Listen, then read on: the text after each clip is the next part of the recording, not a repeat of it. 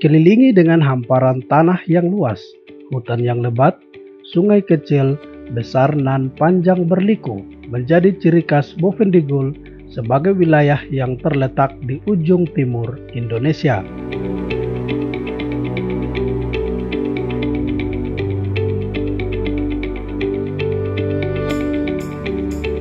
Di era reformasi Indonesia, Bovendigul terbentuk berdasarkan Undang-Undang Nomor 26 Tahun 2022 sebagai kabupaten baru yang selanjutnya diikuti dengan pembentukan kabupaten lainnya seperti Mapi dan Kabupaten Asmat, di mana ketiganya merupakan pemekaran dari Kabupaten Merauke. Sejak terbentuknya Kabupaten Bovendigul secara definitif membuat geliat pembangunan di berbagai sektor kehidupan berkembang secara signifikan, khususnya terkait dengan infrastruktur jalan, sarana dan prasarana publik, dan lainnya. Patung Bung Karno yang berdiri kokoh tepat di belakang saya ini menjadi saksi bisu peran Bovendigul dalam panggung sejarah Indonesia. Selain menyisakan banyak situs sejarah yang layak dikunjungi, kali ini saya akan mengajak Anda untuk melihat proses pengolahan karet serta pengembangan pos lintas batas negara yang berperan penting dalam meningkatkan kesejahteraan dan perekonomian masyarakat sekitar.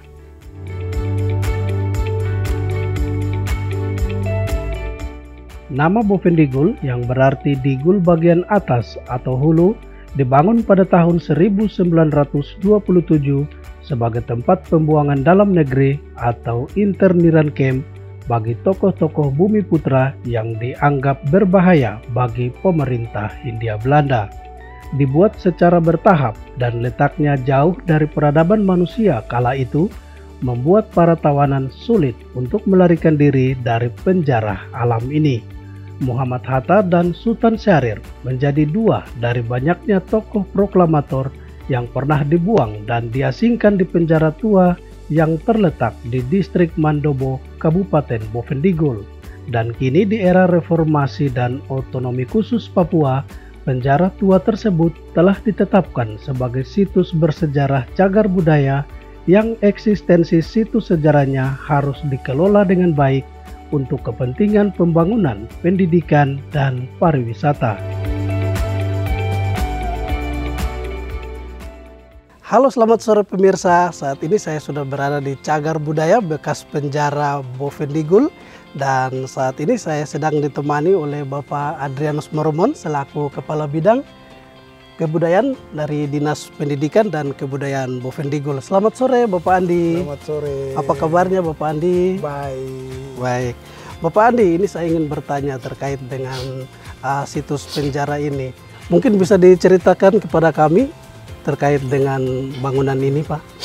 Ya, bangunan ini ada ketika terjadi sejarahnya terjadi di tahun 1926.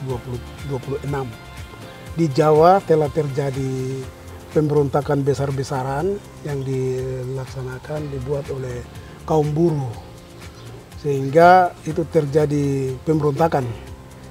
Nah, ini mengakibatkan banyak orang itu ditangkap, dimasukkan di seluruh penjara di Pulau Jawa, tapi tidak muat, sehingga Belanda mencari jalan keluar.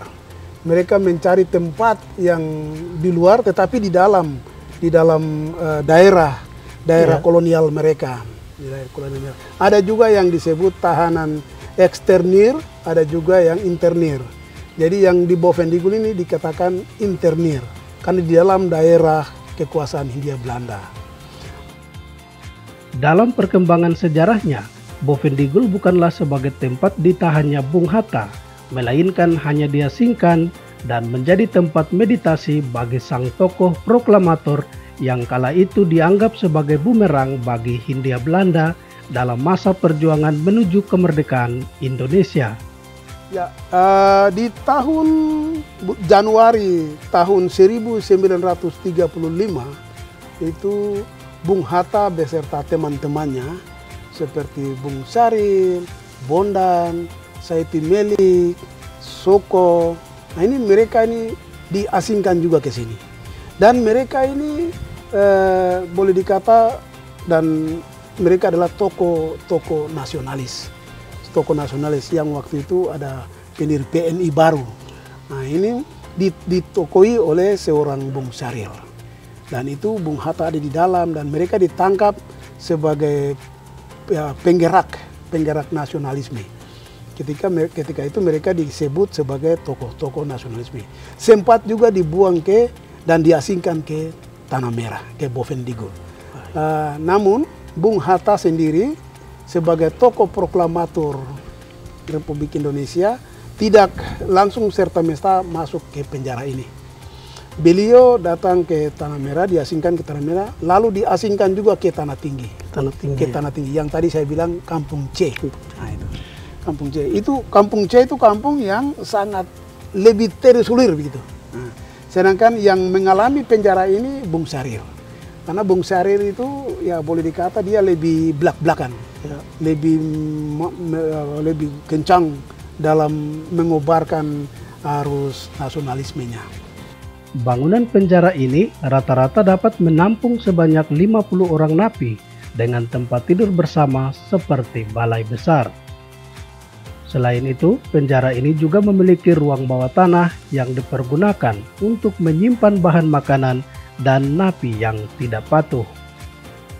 Kedepannya, untuk mendukung pengembangan cagar budaya situs sejarah ini, Pemkab Bovendigul berencana akan membangun sarana pendukung seperti museum maupun galeri budaya.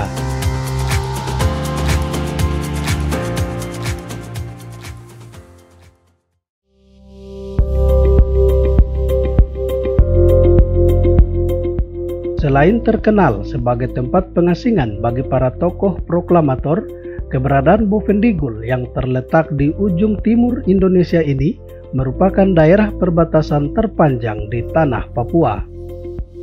Hal tersebut didorong dengan hadirnya pos lintas batas negara Yetetkun yang dinilai mampu memperkuat konektivitas antar kawasan di perbatasan Indonesia dengan negara tetangga Papua Nugini. Untuk memudahkan fungsi kepabean dan menghindari adanya transaksi ilegal, perlunya peran imigrasi dalam memberikan pelayanan guna mendorong kepatuhan para pelintas terhadap peraturan yang berlaku. Salah satunya dengan mengeluarkan kartu identitas lintas batas bagi warga yang akan melakukan perjalanan Indonesia Papua Nugini ataupun sebaliknya.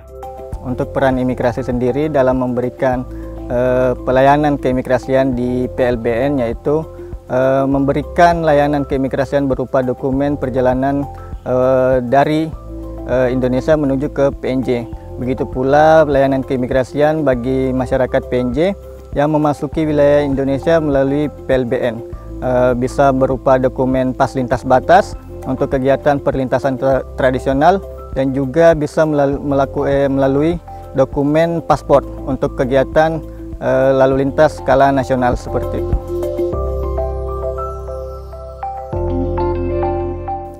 Imigrasi telah melakukan kegiatan sosialisasi kepada masyarakat warga negara Indonesia terkhusus di Kampung Yetetkun mengenai bagaimana perubahan skema perlintasan dari perlintasan tradisional ke perlintasan yang skalanya nasional yaitu PLBN.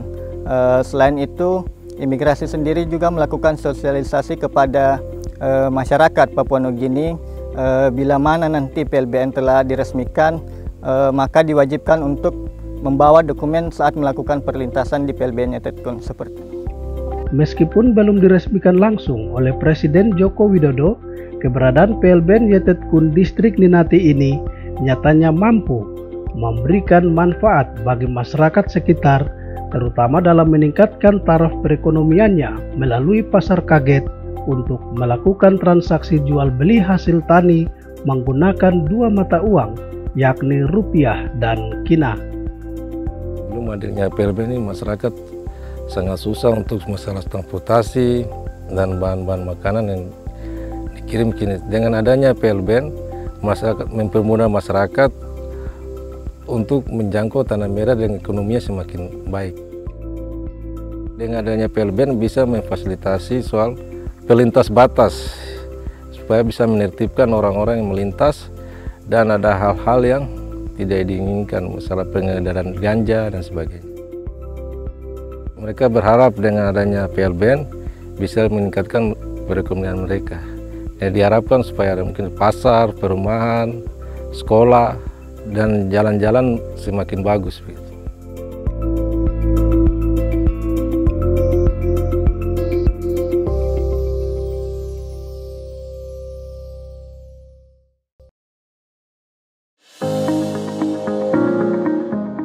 Pemirsa, mengingat lokasi yang akan saya tuju berikutnya sulit untuk dilalui menggunakan kendaraan pribadi, maka mengharuskan saya untuk berjalan kaki sejauh 300 meter dari ujung Kampung Kamkah menuju perkebunan karet di distrik Mindip Tanah.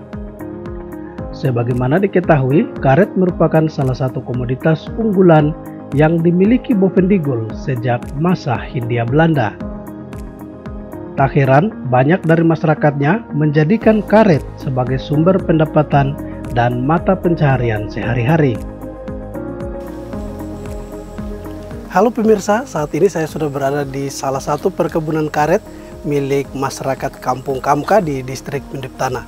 Pemirsa, saya akan mengajak Anda untuk melihat prosesi pengolahan karet mulai dari sadap hingga dijadikan seat karet kering.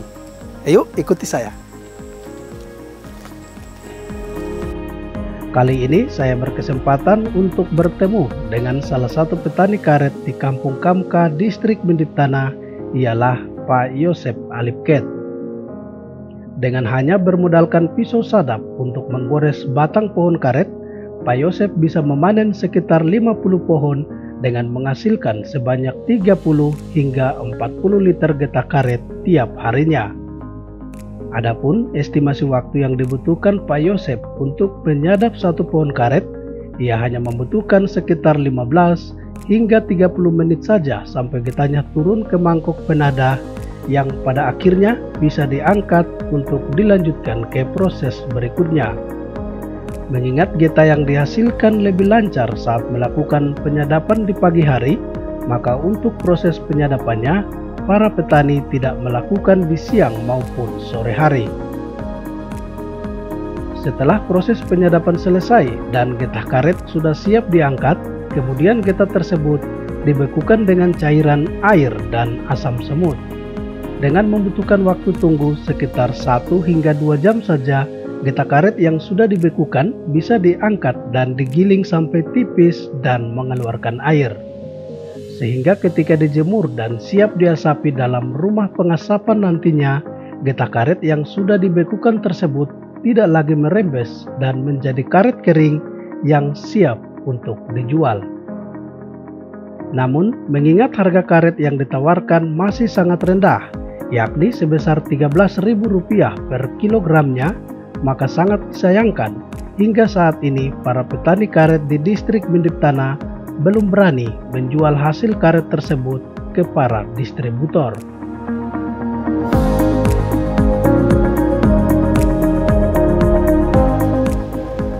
Itulah Bovendigul dengan potensi budaya dan kekayaan alamnya, dikelilingi hamparan tanah yang luas, bak surga kecil dari langit, hutan yang lebat, sungai yang mengalir deras, bumi yang mempesona, memberikan harapan bagi mereka yang tinggal di ujung timur negeri.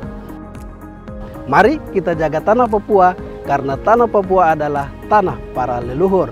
Dan terimalah salam persaudaraan kami, Nup Bagen, Gup Bagenep, Gup Bagenep, Nup Bagen. Saya ada karena kamu ada karena saya ada. Saya Fernando Kakurung, sampai jumpa.